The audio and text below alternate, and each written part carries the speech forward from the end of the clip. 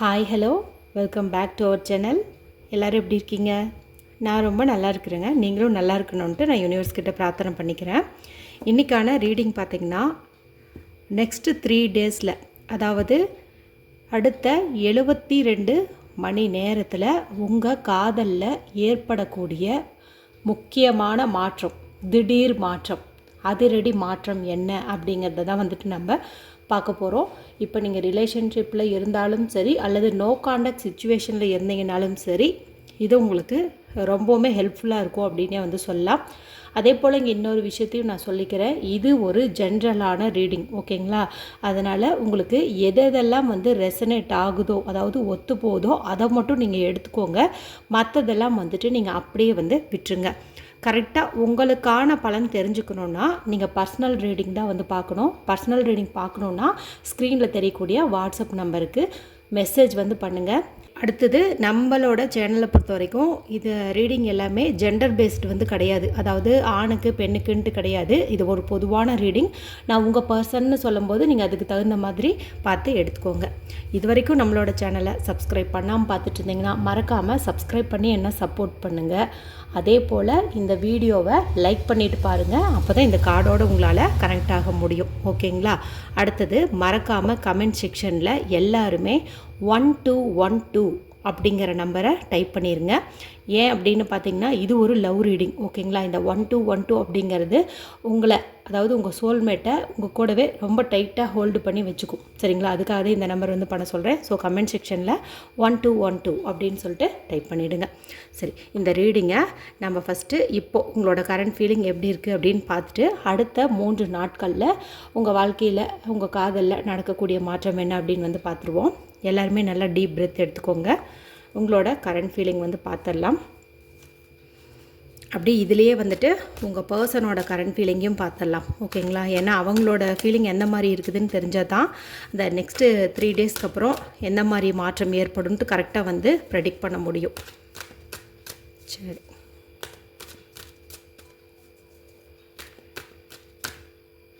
உங்களோட current feeling okay.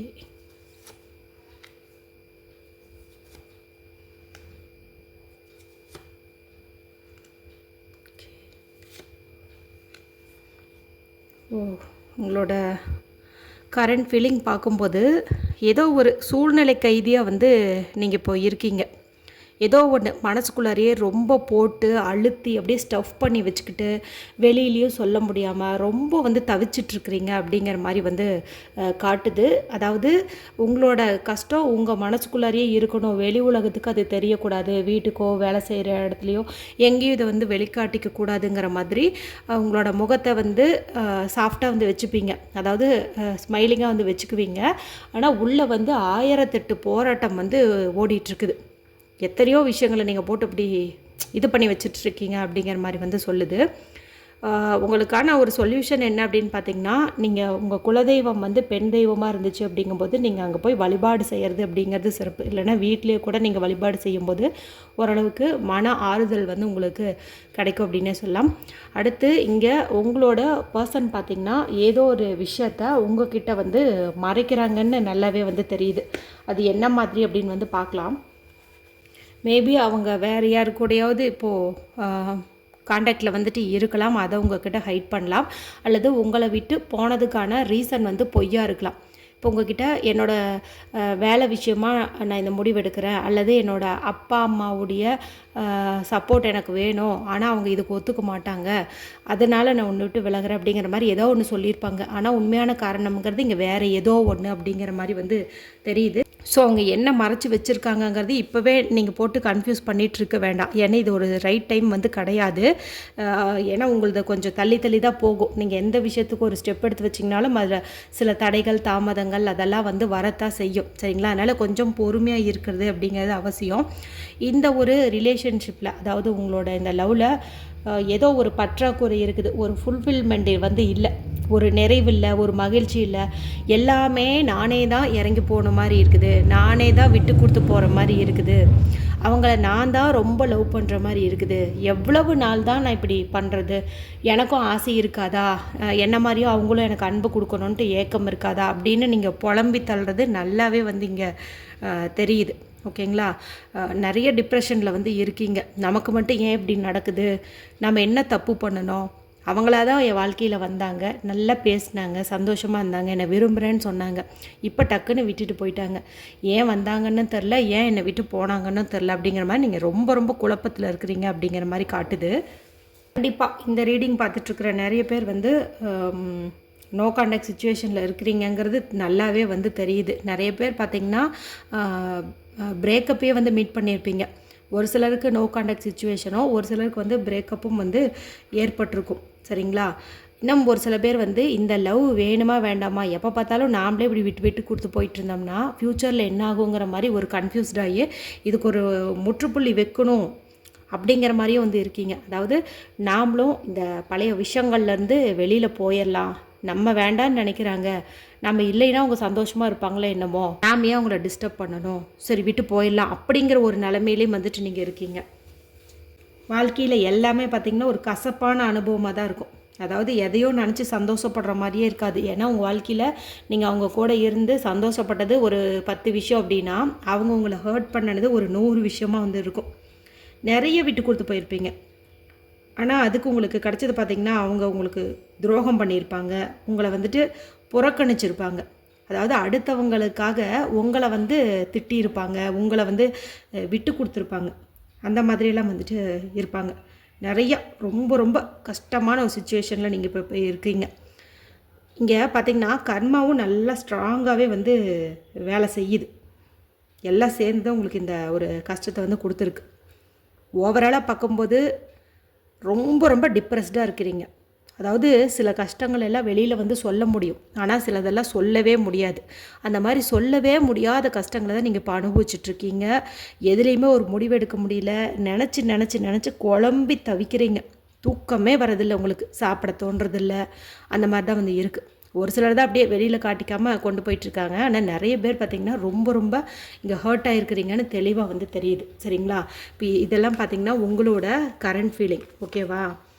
இவ்வளோ கஷ்டத்தில் வந்து நீங்கள் இருக்கீங்கன்னு தெரியுது. சரி, உங்களோட பர்சனோட கரண்ட் ஃபீலிங் என்ன அப்படிங்கிறதையும் வந்து இங்கே பார்த்துருவோம். அவங்க என்ன மாதிரி சுச்சுவேஷனில் இருக்காங்கன்னு பார்த்துருவோம். உங்களோட பர்சனோட ரீடிங் இப்போ பார்க்குறதுனால நீங்கள் அவங்களோட பேரை மனசுக்குள்ளார 3 தடவை சொல்லுங்கள். அப்படியே அவங்களோட உருவத்தை மனசுக்குள்ளே நினச்சிக்கோங்க. சரிங்களா? கண்டிப்பாக வந்து நினச்சிக்கோங்க.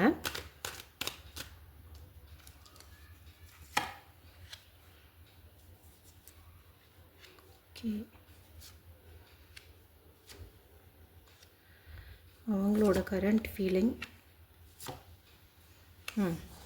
ஓகே, இப்போ உங்கள் பர்சனோட கரண்ட் ஃபீலிங் அப்படின்னு பார்க்கும்போது ஒரு சிலர் வந்து தன்னைத்தானே ரொம்ப பலகீனமாக வந்து உணர்கிறாங்க. மைண்டாகட்டும் உடம்பு ஆகட்டும் ரெண்டுமே அவங்களுக்கு சரியாக வேலை செய்யலை. அதாவது உடல் அளவிலும் மன அளவிலும் அவங்க ரொம்ப வீக்காக வந்து இருக்காங்க. ஏதோ தப்பு பண்ணிட்டோமோங்கிற ஒரு குற்ற உணர்ச்சியும் வந்து அவங்களுக்கு இருக்குது. மேபி உங்களுக்கு துரோகம் பண்ணினதுனால கூட அந்த வலியும் வேதனையும் இருக்கலாம். அல்லது வீட்டில் ஏதாவது ஒரு பெரிய கஷ்டம் வந்து இருந்திருக்கலாம். அதாவது உங்கள் பிரிவையே தூக்கி போடுற அளவுக்கு, அதாவது அந்த ஒரு கஷ்டத்தையே தூக்கி போடுற அளவுக்கு வேறு ஏதாவது ஒரு இன்சிடெண்ட் வந்து நடந்திருக்கலாம். அதை நினச்சி அவங்க இப்போது வந்து வேதனையில் இருக்கலாம். ஆனால் ஒரு சிலரோட பர்சன் பார்த்திங்கன்னா ரொம்ப ஜாலியாக இருக்காங்க. அவங்க ஃப்ரெண்ட்ஸோட ரொம்ப ரொம்ப ஹாப்பியாக இருக்காங்க. மேலும் ஒரு தேர்ட் பார்ட்டி உங்கள் லைஃப்பில் இருந்தாங்க அப்படிங்கும்போது இப்போ உங்கள் பர்சன் அவங்க கூட தான் வந்துட்டு நல்லா என்ஜாய் பண்ணிகிட்ருக்காங்க. அந்த மாதிரி தான் வந்துட்டு காட்டுது. அதாவது அவங்க தனியே இல்லை, ஒரு சிலர் தான் வந்துட்டு தனியாக வேதனைப்பட்டுட்ருக்காங்க. மேபி உங்கள் பிரிவு இல்லைன்னா வீட்டில் ஏதாவது கஷ்டம் இந்த மாதிரி ஒன்றில் ரொம்ப வீக்காக இருக்காங்க அப்படிங்கிற மாதிரி காட்டுது.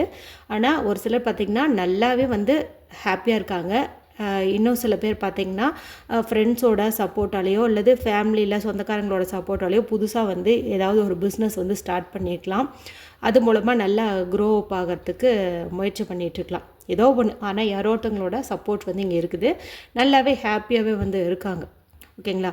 ஒரு சிலர் பார்த்திங்கன்னா புதுசாக ஏதாவது ஒரு வேலை தேடுறதோ, தொழில் அமைச்சிக்கிறதோ, இல்லை ஒரு நியூ பார்ட்னர் தேடியோ, அதாவது உங்கள் கூட இருந்த இந்த ரிலேஷன்ஷிப்பில் சலிப்பு ஏற்பட்டு போதும்னு இதுக்கு ஒரு ஃபுல் ஸ்டாப் வச்சுட்டு இன்னொரு உறவை வரவேற்கிறதுக்கோ கூட தயாராகிருக்கலாம்.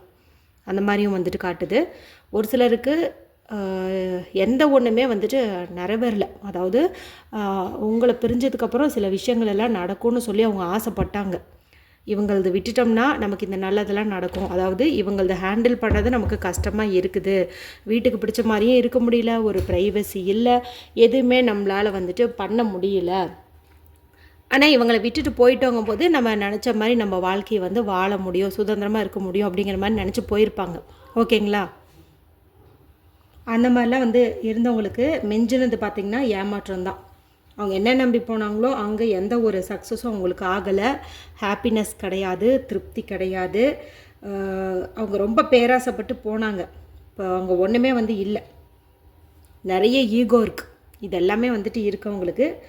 இதனால் அவங்க அந்த தேர்ட் பார்ட்டி நம்பி போயிருந்தால் அங்கேயும் சண்டை, குடும்பத்துலேயும் வந்து சண்டை. ஓவராலாக பார்க்கும்போது ரொம்பவுமே வந்துட்டு கஷ்டத்தில் இருக்காங்க. என்னை கேட்டிங்கன்னா இது அவங்களுக்கு வேணும் அப்படின்னே சொல்லலாம். ஏன்னா இந்த உலகத்தில் ஒன்றை விட ஒன்று ஏதாவது ஒரு விஷயத்தில் பெஸ்ட்டாக தான் வந்து இருக்கும். கலரில், உருவத்தில், அந்தஸ்துலன்னு அப்படி சொல்லிக்கிட்டே போகலாம். ஆனால் ஒவ்வொன்றுக்காகவும் அப்படியே வந்து ஒரு ட்ரெஸ்ஸை மாற்றுற மாதிரி மாற்றிட்டே இருந்தோம்னா அங்கே எங்கேயுமே பார்த்திங்கன்னா ஒரு கம்ப்ளீஷன் வந்து கிடைக்காது, ஒரு திருப்தியை வந்து கிடைக்காது. ஆனால் உங்கள் பர்சன் வந்து அப்படி தான். இந்த பூவில் வண்டு எப்படி ஒரு வண்டு வந்து ஒரு பூவில் தேன் எடுத்துகிட்டா மறுபடியும் அப்படி ஷிஃப்ட் ஆகி போயிட்டே இருக்குது, அந்த மாதிரி வந்து இருக்காங்க. ஸோ இங்கே அவங்களுக்கு எங்கேயுமே வந்து சாட்டிஸ்ஃபை ஆகாது. உங்ககிட்டன்ட்டு இல்லை, எங்கே போனாங்கனாலும் அங்கேயும் ஒரு பிரச்சனை வரும், அங்கேயும் ஒரு பற்றாக்குறை வரும். இதே மாதிரி தான் வந்து உட்காந்துருப்பாங்க. எல்லா கர்மா அனுபவிக்கட்டும்னு சொல்லி விடுங்க, சரிங்களா? இன்னும் ஒரு சில பேர் வந்து நம்ம எடுத்த முடிவு தப்போ, நம்ம பிரிஞ்சிருக்கக்கூடாது அப்படிங்கிற மாதிரி ரியலைஸும் வந்து பண்ணுறாங்க. ஏன்னா அவங்களால எந்த ஒரு முடிவும் ஸ்ட்ராங்காக வந்து எடுக்க முடியல. மேலும் அவங்க ஏதாவது ஒரு விஷயத்துக்காக உங்களை விட்டு கொடுத்துருந்தாங்கங்கும் போது அந்த ஒரு விஷயம் அவங்களுக்கு தோல்வியை கொடுத்துருக்கு. மேலும் உங்களை தேடி வரலாம் அப்படிங்கிற மாதிரியும் முடிவு வந்து எடுக்கிறாங்க. ஆனால் பார்த்திங்கன்னா திரும்ப வந்தால் நீங்கள் ஏற்றுக்குவீங்களோ ஏற்றுக்க மாட்டிங்களோ அப்படிங்கிற மாதிரி ஒரு பிரச்சனையும் அவங்களுக்கு ஓடிட்டுருக்குது மனசுக்குள்ளே. அதாவது உணர்வு ரீதியான பிரச்சனை இங்கே அதிகமாக இருக்குது. அதனால் உங்களை தேடி வரணும் அப்படிங்கிற எண்ணம், அல்லது சேட் பண்ணணும், கால் பண்ணணும் அப்படிங்கிற எண்ணமெல்லாம் மனசில் இருந்தாலும் அதை வந்து தள்ளி போடுறாங்க. அந்த எடுத்த முடிவுலேருந்து பின்னோக்கி போகிறாங்க. நிறைய பேர் பார்த்திங்கன்னா கண்டிப்பாக உங்களுக்கு ரிங் பண்ணிவிட்டு நீங்கள் எடுக்கிறதுக்குள்ளே கட் பண்ணியிருப்பாங்க, இல்லைன்னா வெறும் ஒரு ரிங் மட்டும் விட்டுருப்பாங்க. சில பேர் பார்த்திங்கன்னா அப்படியே மெசேஜ் வந்து டைப் பண்ணுவாங்க, ஆனால் வந்து டெலீட் பண்ணிடுவாங்க, அல்லது சென்ட் பண்ணினதுக்கு அப்புறமா கூட டெலீட் பண்ணுவாங்க. இது மாதிரிலாம் வந்துட்டு இங்கே காட்டுது. ஸோ நிறைய பேர் மிஸ் பண்ணுறாங்க. சில பேர் வந்து ஈகோவால் போனாங்க, அவங்க எதை தேடி போனாங்களோ அங்கேயும் அவங்களுக்கு அதே பிரச்சனை தான் நடக்குது. ஒரு மாதிரி உருன்ட்டு உட்காந்துருக்காங்க. ஒரு சிலர் நியூ பர்சனே வந்துட்டு செலக்ட் பண்ணுற அளவுக்கு போயிட்டாங்க. இன்னும் சில பேர் தேர்ட் பார்ட்டியோட ஜாலியாக தான் வந்திருக்காங்க. ஒரு சிலர் கொஞ்சம் வீக்காக வந்து இருக்காங்க. இதுதான் பார்த்திங்கன்னா உங்கள் பர்சனோட ஃபீலிங். ஓகேவா? நெக்ஸ்ட்டு 3 டேஸில், அதாவது 72 ஹவர்ஸில் உங்கள் லவ்வில் ஏற்படக்கூடிய மாற்றம் என்ன? அப்படி என்ன பெரிய சேஞ்ச் ஏற்பட போகுதுன்னு வந்து பார்க்கலாம்.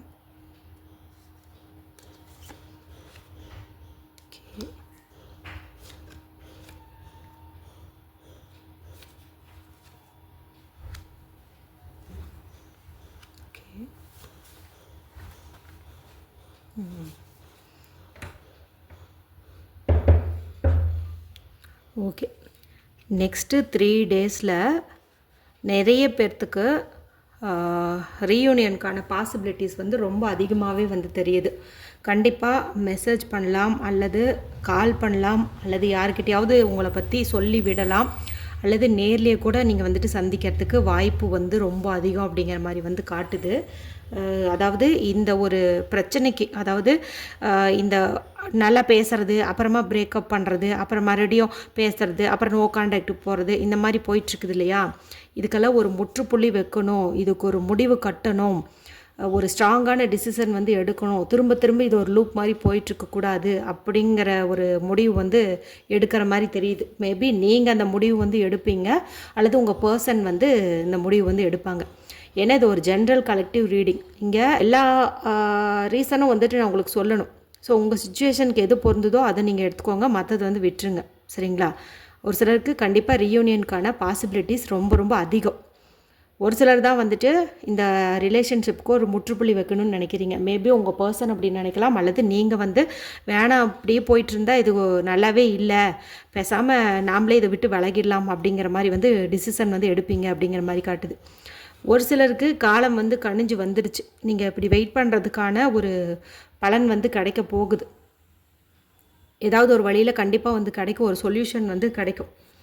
நிறைய பேர் வந்து தான் பண்ணின தப்பை உணர்ந்து உங்கள்கிட்ட தேடி வந்து சாரி சொல்கிறதுக்கும் வாய்ப்பு வந்து அதிகம். போனது போயிட்டு போட்டோம், இனிமேல் நம்ம ஒருத்தங்க அன்பாக இருக்கலாம் அப்படிங்கிற மாதிரி சொல்கிறதுக்கும் வாய்ப்பு வந்து அதிகம். ஒரு சிலர் எதெல்லாம் வந்து வாழ்க்கையில் பிரச்சனையாக வரும் அப்படின்னு சொல்லி நினச்சாங்களோ அந்த பிரச்சனைகள் எல்லாம் தேவையில்லாத பிரச்சனை, நம்ம வீட்டை பொறுத்த வரைக்கும் நாம் எடுக்கிற டிசிஷன் தான், நம்ம லவ்வை பொறுத்த வரைக்கும் நாம் எடுக்கிற டிசிஷன் தான் அப்படிங்கிறத தெளிவாக டிசைட் பண்ணிவிட்டு அந்த குழப்பத்திலேருந்து அவங்க வெளியில் வருவாங்க அப்படிங்கிற மாதிரி வந்து காட்டுது. அது உங்களுக்கு வந்து உண்மையாக இருக்கணும், நேர்மையாக நடந்துக்கணும் அப்படிங்கிற மாதிரி வந்து நினைக்கிறாங்க. அதாவது முன்னாடி செஞ்ச அந்த தப்பு எல்லாமே வந்துட்டு அவங்க உணர தொடங்குறாங்க. நாம் பண்ணதான் தப்பு அப்படிங்கிறத உணர்றாங்க. நான் ஃபஸ்ட்டு வந்து உங்களோட கரண்ட் ஃபீலிங் பார்க்கும்போது நான் சொன்ன ஞாபகம் இருக்குதா, ஏதோ ஒன்று உங்கள் பர்சன் வந்து உங்ககிட்ட மறைச்சிருக்காங்க, அது சீக்கிரம் வெளியில் வரும்ன்ட்டு. கண்டிப்பாக வந்து இந்த 72 ஹவர்ஸ்க்குள்ளார அது வெளியில் வரும். கண்டிப்பாக உண்மை வெளியில் வரக்கூடிய நேரம் இது அப்படின்னு வந்து சொல்லுது. ஆனால் ஒரு சிலருக்கு மட்டும் பார்த்திங்கன்னா பிடிவாதம், கோபம் இதெல்லாம் ரொம்ப ரொம்ப அதிகமாக இருக்குது.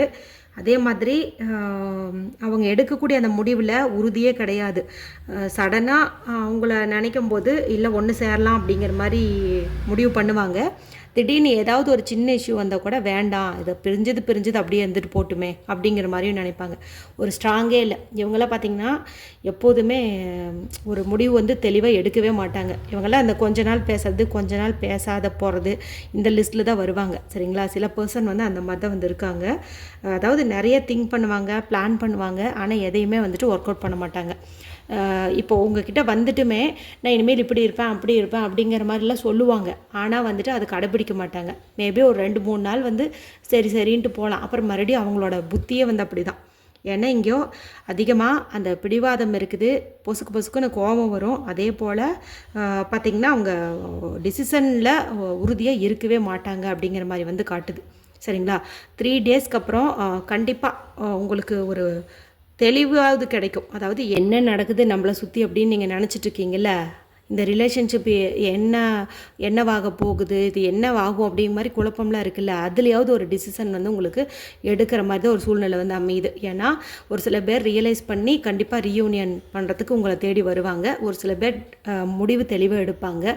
ஒரு சில பேர் மறைச்சி வச்ச உண்மையெல்லாம் வெளியில் சொல்லி உங்ககிட்ட ஓப்பனாக எல்லாமே வந்துட்டு பேசுவாங்க. ஒரு சிலர் வந்து இந்த ரிலேஷன்ஷிப்புக்கு ஒரு ஃபுல் ஸ்டாப் வைக்கணும் அப்படிங்கிற மாதிரி முடிவு வந்து பண்ணுவாங்க. இந்த கொஞ்ச நாள் பேசுறது, கொஞ்ச நாள் பேசாமல் போகிறது, இதுக்கெல்லாம் ஒரு முற்றுப்புள்ளி வைக்கணுன்ட்டு வந்து நினைப்பாங்க. இங்கே வந்துட்டு அவங்க அந்த மாதிரியும் நினைக்கலாம், அல்லது நீங்கள் அந்த மாதிரியும் வந்து நினைக்கலாம். ஏன்னா இது உங்கள் 2 பேத்துக்கும் சேர்த்து தான். ஓகேங்களா? அதுக்கு தகுந்த மாதிரி நீங்கள் பார்த்து எடுத்துக்கோங்க. ஸோ இதெல்லாம் தான் வந்துட்டு நெக்ஸ்ட்டு 72 ஹவர்ஸில் வந்துட்டு உங்கள் லவ்வில் வந்துட்டு நடக்க போகுது. ஓகேவா? ஒரு மிக்ஸ்டு தான் வந்துட்டு காட்டுது. எதுவாக இருந்தாலும் என்ன ரீயூனியனும் காட்டுது, செஞ்ச தப்போ உணர்வாங்கன்னு காட்டுது. அதே போல் வந்துட்டு உண்மை இனிமேல் உங்ககிட்ட சொல்லுவாங்க அப்படிங்கிற மாதிரியும் வந்து காட்டுது. ஒரு சிலர் இது எஸ்ஸா நோவான்னு தெளிவாவது சொல்லிடுவாங்க. அதாவது அந்த குழப்பத்தை வளர்த்திட்டு போகாமல் இந்த மாதிரியும் வந்து காட்டுது. அதனால் இது ஒரு நல்ல ஒரு இது தான். ஓகேங்களா? 3 நாளைக்குள்ளார ஒரு தெளிவாவது கிடைக்குதில்ல, அது வரைக்கும் சந்தோஷப்படுங்க. இன்னும் வேறு என்ன சொல்லுது அப்படின்னு வந்து பார்த்துருவோம். ஓகே. அதாவது அந்த திருந்தி வராங்கல்ல, உங்ககிட்ட வந்து எல்லா உண்மையும் சொல்லுவாங்கன்னு சொன்னேன் இல்லையா, அவங்க மனசில் இருந்த எல்லாத்தையுமே ஒரு கண்ணாடியில் உருவத்தை பார்த்தா எந்த மாதிரி பிரதிபலிக்குமோ, அதாவது நம்ம உருவத்தை அப்படியே வந்து பிரதிபலிக்குது இல்லையா, அதே மாதிரி மனசில் இருக்கிற எல்லாத்தையுமே உங்ககிட்ட வந்து சொல்லிவிடுவாங்க. ஒருத்தருக்கு நல்லா வந்து பேசி புரிஞ்சுப்பீங்க. அதாவது ஒரு ட்வின் ஃப்ளேமாக நீங்கள் மாறத்துக்கும் வாய்ப்பு வந்து ரொம்ப அதிகம். ஓகேங்களா?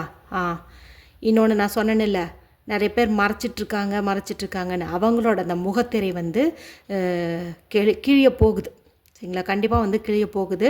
அவங்கவுங்கள யூஸ் அண்ட் த்ரோ பண்ணிக்கிட்டாங்களா, சும்மா ஒரு டைம் பாஸ்க்கு மட்டும் உங்கள் கூட பேசுகிறது, தேர்ட் பார்ட்டி வந்ததுக்கப்புறம் உங்களை கழட்டி விட்டுட்டு போகிறது, இதெல்லாம் நடந்திருக்கு இல்லையா, அவங்களோட அந்த பொய்யான முகத்திரை வந்து கிழிஞ்சிரும். என்ன காரணம்னு உங்களுக்கு வந்து தெரியும். ஏன்னா ஒரு சிலர் வந்து அதாவது செஞ்ச தப்பை உணர்ந்து வரவங்க அவங்களாவே உண்மையை வந்து சொல்லுவாங்க. ஒரு சிலர் வந்து சொல்ல மாட்டாங்க, நோ காண்டாக்டில் இருப்பாங்க, உங்ககிட்ட பொய் சொல்லிகிட்டு இருப்பாங்க. ஏதோ ஒன்று, இதனால தான் நான் உன்னை விட்டு பிரியறேன்னு பொய் சொல்லிட்டு போனவங்க அவங்க அணிஞ்சிருந்த அந்த முகமூடி வந்து கிழியக்கூடிய ஒரு நேரம், ஏதாவது ஒரு சக்தி வந்து அவங்க உங்ககிட்ட என்ன மறைச்சாங்க அப்படிங்கிறத கண்டிப்பாக வந்து தெரியப்படுத்தும். யாராவது சொல்லுவாங்க, இல்லை நீங்களே வந்து நேரில் பார்ப்பீங்க. அந்த மாதிரி ஏதோ ஒன்று கண்டிப்பாக வந்து நடக்கும். அவங்களோட அந்த மாஸ்க் வந்து கிழியும். ஓகேங்களா?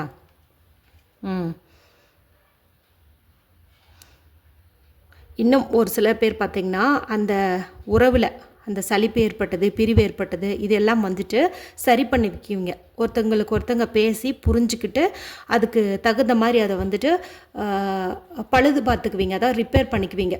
மனக்காயங்கள் எல்லாமே என்னன்னு சொல்லிட்டு ஒருத்தங்க பேசி புரிஞ்சுக்கிட்டு, இனிமேல் நானும் அப்படி நடந்துக்க மாட்டேன், நீ இப்படி பண்ணாத அப்படின்னு சொல்லிட்டு ஒரு உணர்வு புரிதல் வந்து அங்கே ட்ரான்ஸ்ஃபர் ஆகும். இதன் மூலமாக 2 பேர்த்துக்குமே ஒரு ஹீலிங் அப்படிங்கிறது வந்து கிடைக்கும். உடஞ்ச உறவு வந்து ஒன்றா இணைய போகுது அப்படிங்கிற மாதிரி வந்து ஒரு சைனும் வந்து காட்டுது. ஓகே, ஒரு சிலருக்கு பாருங்கள், நல்ல ஒரு ஹாப்பினஸ் வந்து கிடைக்க போகுது. நீங்கள் சேர்ந்ததுக்கப்புறம் இன்னும் ரொம்ப ரொம்ப ஆழமாக ஒருத்தங்களுக்கு ஒருத்தங்க வந்து நேசிச்சுப்பீங்க. அதாவது ரொம்ப ரொம்ப பிரியமாக இருப்பீங்க. பிரிவுக்கு அப்புறம் இன்னும் அந்த லவ் வந்து ரொம்ப ரொம்ப ஸ்ட்ராங்காகும். இந்த ஒரு கேப் கூட நல்லது தான் அப்படின்னே வந்து எடுத்துக்கலாம்.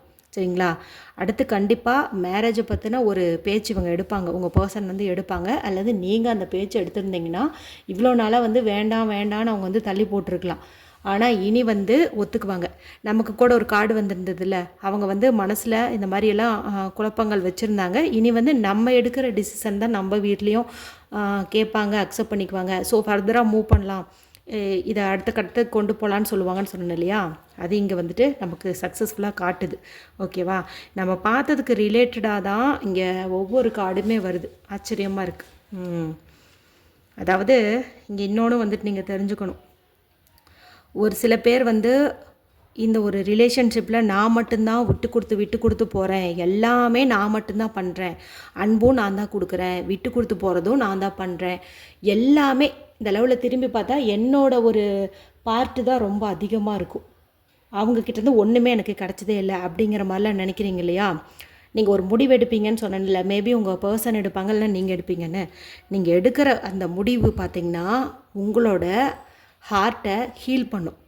அதாவது அது கொஞ்சம் வலிக்க தான் செய்யும், ஒரு பிரிவுங்கிறது வலிக்க தான் செய்யும். இருந்தாலும் நீங்கள் அதை வந்து அப்படியே வந்துட்டு எமோஷ்னலாக பார்க்காம ப்ராக்டிக்கலாக திங்க் பண்ணி உங்களுக்கு நீங்களே வந்து மருந்தாவீங்க.